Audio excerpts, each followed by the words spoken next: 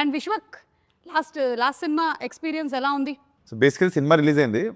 Usually ఐమాక్స్లో cinema చూస్తాం, morning show వస్తా, మా మమ్మీ కొంచెం యావరేజ్గా ఉన్నా కూడా సినిమా ఇట్లా పట్టుకొని ఇంకా తెలుసు కదా గల పట్టుకొని అదరగొట్టినావు బేట ఏ అంటుంది. సో ఈ సినిమా కూడా అయిపోయింది, ఐమాక్స్ కింద దిగితే కింద అక్కడ కనిపిస్తుంది, ఐమాక్స్ కింద క్లైంబింగ్ ఉంటుంది కదండి, అక్కడ ఉంది. సీదా వెళ్ళా, జాలీగా చూసింది 2 సెకండ్లు నన్ను మా అమ్మ. అందులోనూ ఈ ప్రొఫెషన్ ఎలా ఉంటుంది అంటే పెద్ద రోలర్ కోస్టర్ రైడే కదా ఇది.